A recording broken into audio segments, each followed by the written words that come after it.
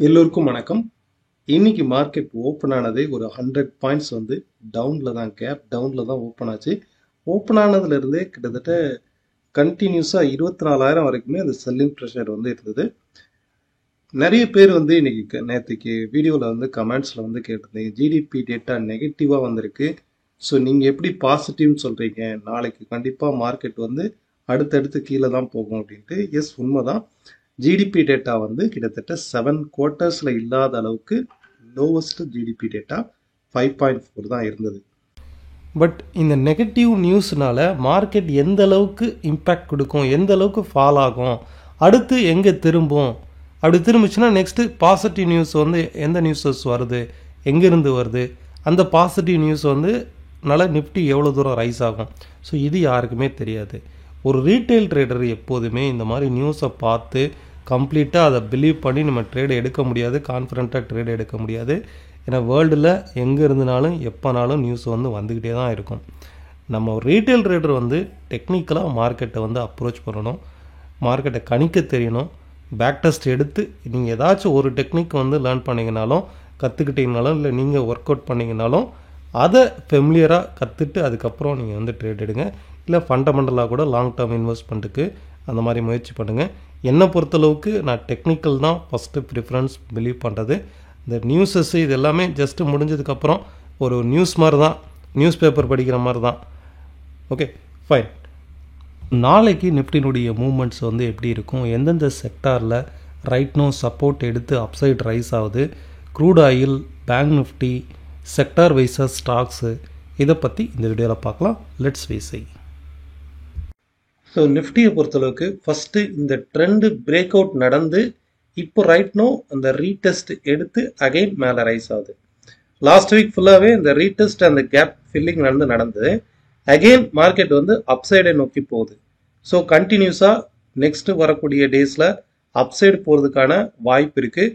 நமக்கு positional சப்போர்ட்டுங்கிறது 23,900ங்கிறது positional இந்த break அவுட்டுக்கு உண்டான சப்போர்ட்டாக ஆக்ட் ஆகுது. இன்னைக்கு கூட மார்க்கெட் வந்து 24,000ங்கிறது வந்து சப்போர்ட்டாக இருக்குது. டே பை டே வந்து அதனுடைய லோ இன்க்ரீஸ் ஆகிட்டே போது பாருங்கள். அது மட்டும் இல்லை, இது நீங்கள் ஹவர்லியில் எடுத்து பார்த்தீங்கன்னா, நிஃப்டி எடுத்து பாருங்கள், ஹவர்லியில் இந்த மாதிரியான ஒரு பேட்டர்ன் ஃபார்ம் ஆகுதா?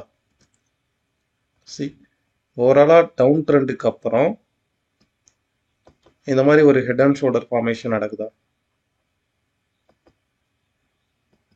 ஓகே, ஸோ இதையும் எடுத்துக்கலாம். அதே சமயம் இந்த மாதிரி இதில் வந்து பேட்டர்ன்ஸ் வந்து சேஞ்ச் ஆகிட்டே இருக்கும். இதை நம்ம வந்து கப் அண்ட் ஹேண்டில் மாதிரி கூட எடுத்துக்கலாம்.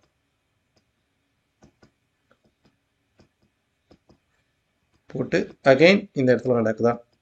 ஸோ மோஸ்ட் ப்ராபபிளி இந்த மாதிரி டபுள் சைடு வர்றதுனால இது ஹெட் அண்ட் ஷோல்டர் மாதிரியும் எடுத்துக்கலாம், கப் அண்ட் ஹேண்டில் மாதிரியும் எடுத்துக்கலாம். ஸோ ஓவராலாக ட்ரெண்டு வந்து அப்சைடு போகிறதுக்கான வாய்ப்பு இருக்குது.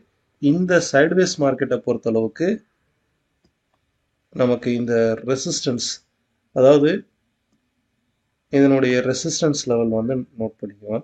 இந்த சைட்வேஸ் மார்க்கெட்டை பொறுத்தளவுக்கு 24,320ங்கிறது ஒரு ரெசிஸ்டன்ஸாக ஆக்ட் ஆகிருக்கு. அப்போ நாளைக்கு நீங்கள் வந்து ட்ரேட் எடுக்கும்போது ஒரு கான்ஃபிடென்ட்டாக ட்ரேட் எடுக்கணும் அப்படின்னா 24,320க்கு மேலே ஒரு 30 minutes R hourly candle close ஆனால் மட்டுமே மார்க்கெட் வந்து ஒரு ஸ்ட்ராங்கான புல் பேக்கை வந்து ரேலி இருக்கலாம். மார்க்கெட் ஓவரால் அப் ட்ரெண்ட் தான், பட் இதில் நீங்கள் ஒரு கன்ஃபர்மேஷனுக்காக இந்த இடத்துல 24,320க்கு மேலே ஒரு பிரேக் அவுட் நடந்ததுன்னா இன்னுமே கான்ஃபிடென்ட்டாக மார்க்கெட் வந்து ஷார்ப்பாக ரைஸ் ஆகும், தொடர்ச்சியாக வந்து ரைஸ் ஆகும்.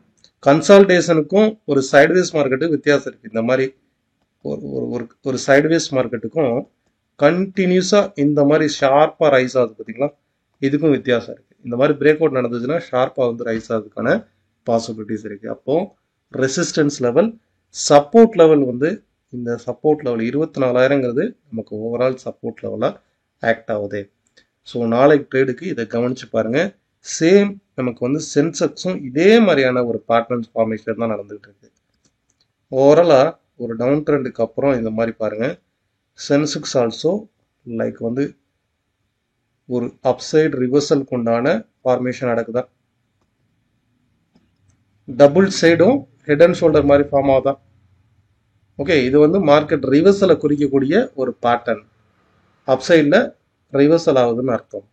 ஸோ இதுவுமே வந்து பாசிட்டிவ் டெரிட்டரியில் தான் ஆக்ட் ஆகுது.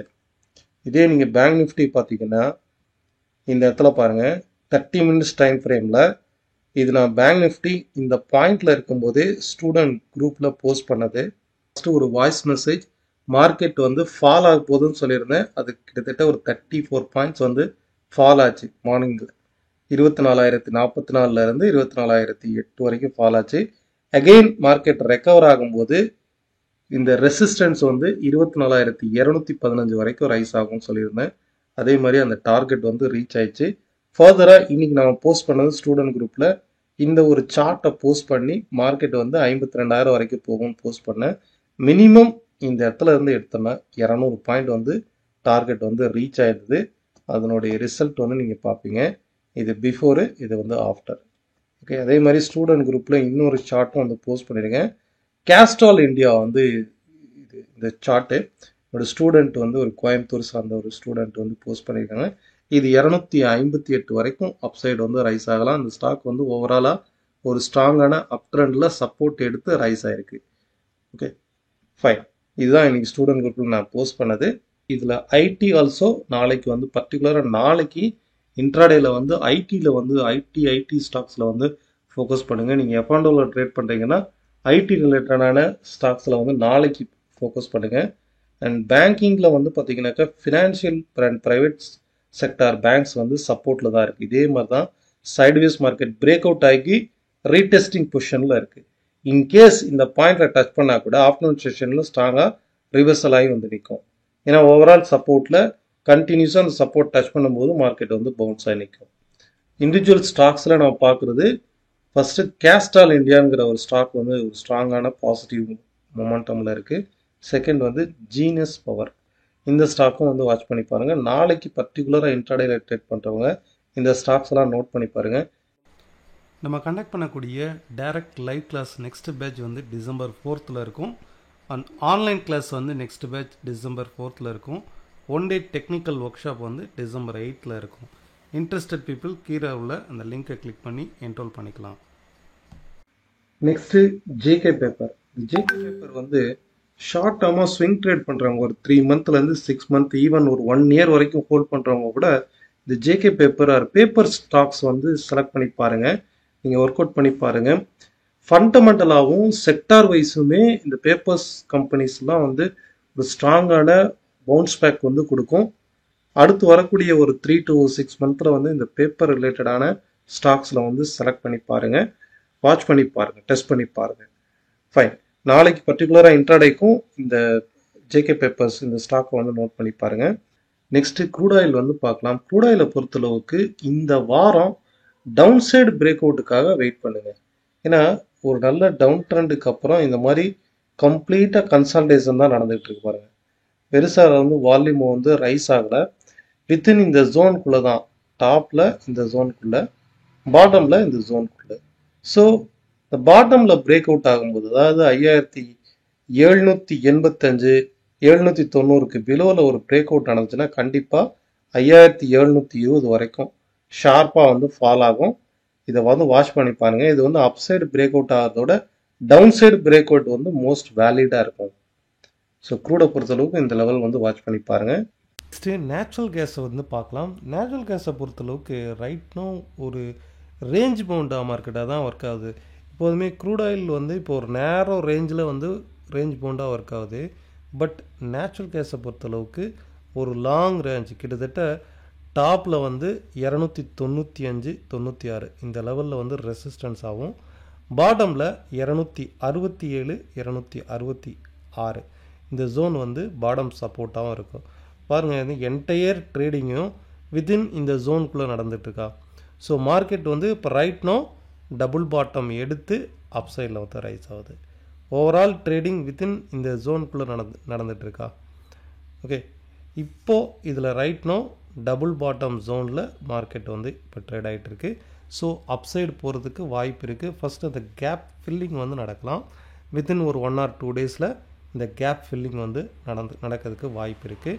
மோஸ்ட் ப்ராபப்ளி நேச்சுரல் கேஸை பொறுத்தளவுக்கு பை சைடு வந்து இருங்க. இன்ட்ராடேயில் பை சைடில் வந்து இருங்க. Fine, thank you all of you. உங்களுடைய கருத்துக்கள் கமெண்ட் பாக்ஸில் தெரிவிங்க. இந்த வீடியோ நாளையுடைய ட்ரேடுக்கு யூஸ்ஃபுல்லாக இருக்கும்னு நினைக்கிறேன். நன்றி, வணக்கம்.